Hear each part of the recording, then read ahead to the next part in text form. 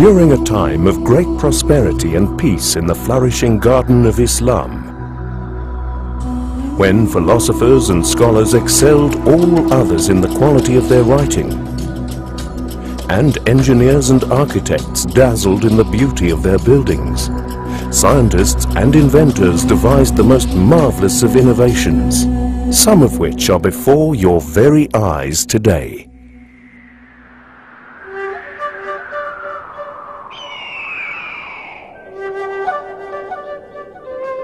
Of all the creatures that surrounded him, man envied the birds most of all. Oh, to soar like that, on the wind, through the clouds, how wonderful to be free, and how impossible. But to certain people, nothing is. Surely, one man dared to imagine, if you studied the birds and fixed their wings to your body, you would be able to fly. But could a flying machine really work?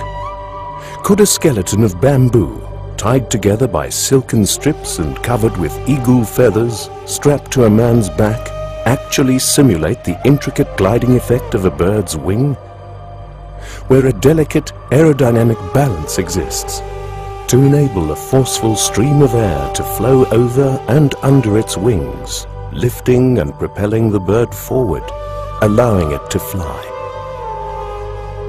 And so the inventor of the flying machine, Abbas Ibn Firnas, presented himself to the crowds on a hill near Cordoba, Spain, in the year 880, where, as the chronicles recount, he covered his body in a bird costume, guided himself into the harness, and told the crowd, by guiding these wings up and down, I should ascend like the birds.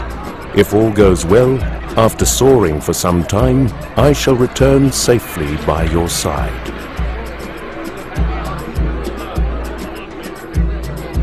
To which he launched himself into the air, and by means of ingenious movable tail flaps, flew to a significant height for a considerable time, and became the first man to fly. Now, Abbas Ibn Firnas was 70 years old by the time he became the first aviator. Yet he had, as a poet, astrologer, musician and astronomer, long been a principal member of the cultural court of the great Umayyad Caliphate in Andalusia, Spain, during the late 800 CE. Its capital, Cordoba, was flowering with scientific invention and artistic ideas, and in this rich, exciting environment, he delighted in the mystery of the unknown, perfecting the cutting of crystals and widely influencing the development of astronomy in Europe. Yet it was his flying machine which astonished his colleagues in the Muslim scientific community most, chronicling him as the man who jumped off the earth.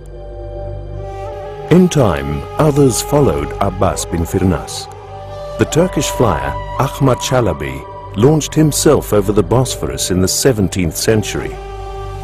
Florentine artist and scientist Leonardo da Vinci designed flapping wing machines, gliders and helicopters. Further attempts at gliding, though, were only made 2 centuries later, 1,000 years after Abbas Ibn Firnas. And only in the 20th century were the principles of gliding and soaring on air currents finally understood, inspired by a man who so treasured the boundless sky over his beloved Andalusian Caliphate that he wished to reach out and touch it.